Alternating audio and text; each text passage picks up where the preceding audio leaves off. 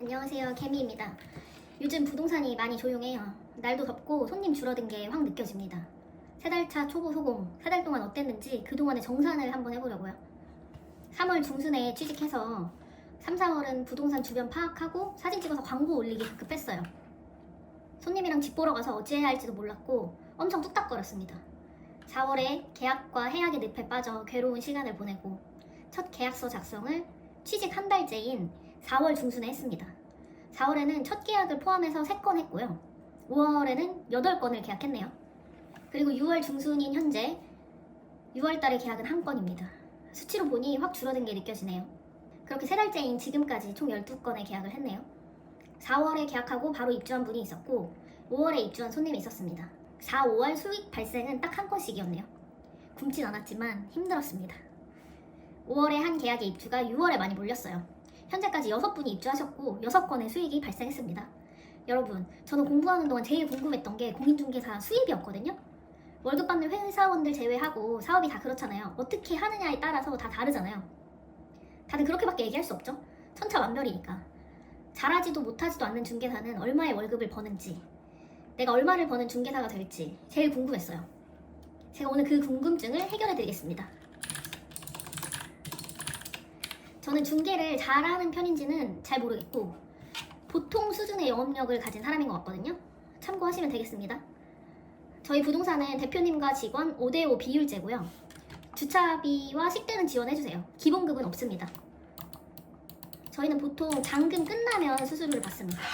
6월 초부터 15일인 오늘까지 6건의 수익이 발생했어요. 6건의 수익 중 1건이 단타였습니다. 단타가 뭐냐면요, 거래 당사자가 둘이잖아요.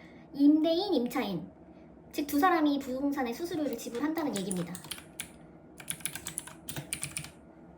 단타는 수수료를 한쪽에서만 받는 걸 얘기하고요. 양타는 임대, 임차 모두에게 수수료를 받는 걸 말합니다. 부동산 은어예요. 단타인 경우는 다른 부동산과 공동으로 중개했다는 거죠. 물건은 우리 부동산 물건인데 손님은 비부동산 손님이다. 이러면 저는 임대인한테 수수료를 받고 임차인은 비부동산의 수수료를 내는 거죠. 이걸 단타라고 해요. 한 건은 단타, 5건은 양타였죠. 수익이 꽤 쏠쏠합니다. 네, 그만 뜸들이고 현재까지 입금된 내역을 공개하겠습니다. 81만 407원, 132만 6,477원, 57만 7,328원, 37만 6,500원. 다 더하면 총 309만 원이네요. 이번 달에 받을 잔금이 2건 더 남아있는데 그것도 둘 다 양타예요. 기쁩니다. 그리고 어제 제가 재계약을 한 건 했는데 사연이 많은 재계약이었습니다. 임대인이랑 임차인 사이에 갈등이 좀 있었나봐요. 임차인은 그 이유로 집을 나가려고 했고 보증금을 많이 내렸는데도 집이 안 나가는 상황이었어요. 임대인은 애가 타죠. 임대인이 통화로 한 30분을 하소연하셨는데 결론은 임차인이 재계약하게끔 설득해달라는 거였어요. 임차인은 월세로 이사할까 고민하고 있었습니다. 근데 제가 봐도 재계약하는 게 임차인 입장에서도 유리해 보였어요. 전세금을 많이 깎았기 때문에 그만큼 이자 부담을 덜 수 있고 이사 비용도 들지 않죠? 같은 동네 월세 비용은 전세보다 더 높기 때문에 저는 재계약을 권유했습니다. 집 보러 갔을 때 임차인을 본 적이 있었어요. 저랑 나이대가 비슷했거든요. 설득했습니다. 임차인도 재계약하는 게 낫다고 판단했고 그렇게 재계약했고요. 임대인분이 감사하다고 사무실에 있는 모든 분들 커피까지 사오셨어요. 이렇게 따뜻한 마음을 가진 분들 덕분에 상처받은 건 금방 잊고 또 일할 수 있는 것 같습니다.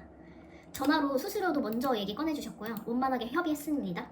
임대인 수수료 40만원, 임차인 10만원, 50만원을 받았습니다. 그러면 입금된 300만원 외로 입금될 금액과 어제의 재계약까지 합치면 6월 한 달 수입이 약 400만원 정도겠네요. 매달 이렇게 벌면 괜찮을 것 같은데요? 하지만 현실은 차갑겠죠? 현재 남은 잔금은 4건입니다. 2건은 6월 말 입주고 2건은 7월 입주예요. 6월 중순인 지금 계약을 1건밖에 못한 건 손님이 줄기도 줄었지만 제가 멀티가 안 되거든요.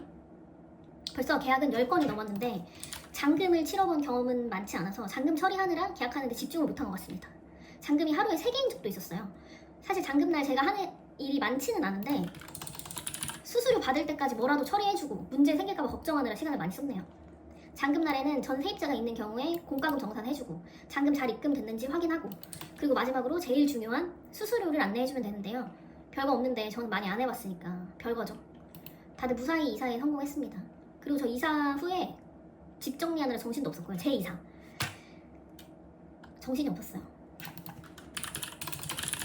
이상 6월에 한 건 계약한 공인중개사의 비겁한 변명이었습니다. 여러분, 제가 빌라에서 아파트로 이사를 했습니다.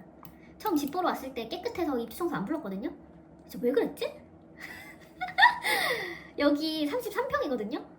전에 살던 세입자가 잔금 전날 미리 나가서 제가 이사 전날 들어와서 집 상태를 확인할 수 있었습니다. 와, 짐을 다 빼고 난 후에 집을 보니까 암담했습니다. 작업복으로 갈아입고 친구 한 명 도와주러 와서 셋이서 33평 입주 청소를 시작했어요. 가구가 놓여있던 공간에 먼지랑 묻은 데가 장난 아니었습니다. 전에 살던 세입자가 여기서 한 10년을 넘게 살았거든요.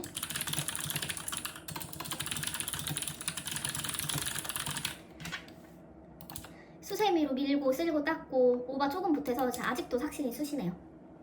여러분, 10평 넘으면 그냥 무조건 입주 청소 하세요. 아, 다들 입주 청소 부르시죠? 또 나만 안 부른 거죠? 입주 청소비 아껴서 몸살 나고 치킨 시켜 먹었습니다. 집이 8평에 투룸에서 33평으로 넓어지니까 삶의 질이 수직 상승했어요. 제가 불면증이 있고 소리에 예민하고 잠이 깊게 들지 않아서 수면의 질이 진짜 낮았거든요.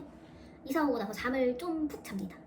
아직도 자다가 많이 깨긴 하지만 옆집이나 바깥 소리가 잘 안 들려서 밤에 예민해지는 일이 줄었어요. 그리고 여기가 조금 약간 산속에 있거든요. 조용해요. 아침에 일어나면 새소리 나고. 이제 부동산 일만 잘 되면 될 것 같은데 그렇게 벌써 6월의 절반이 흘렀네요. 이번 달에 열심히 계약을 해야 7월 달에도 풍족할 텐데 아직 절반이나 남았다고 생각하고 열심히 해봐야겠습니다. 제가 부동산 공부를 하게 된 게 근로소득은 자본소득을 넘어설 수 없다는 걸 깨닫고 부동산에 관심이 생기기도 했고 어쨌든 평생 부동산을 모르고 살 수는 없잖아요. 제가 당장 집을 살 돈을 모으지는 못했지만 내 집 마련의 꿈을 이루기 위해서는 공부를 해야겠다고 생각했습니다. 가장 쉽게 접근할 수 있는 게 자격증이었어요. 부동산에 들어와서 보니 책상에 앉아있던 지난 시간들보다 많은 걸 배우고 있는데요. 언젠지는 모를 먼 미래에 내 집 마련을 하는 나를 위해, 노동으로부터 해방될 수 있는 나를 위해 로또를 사야겠습니다. 아니, 열심히 일해야겠습니다. 출근해야겠네요. 오늘 저 7시에 중계가 있었거든요. 바람 맞았어요. 내일도 손님이 없습니다. 그래도 출근하겠습니다. 출근할게요.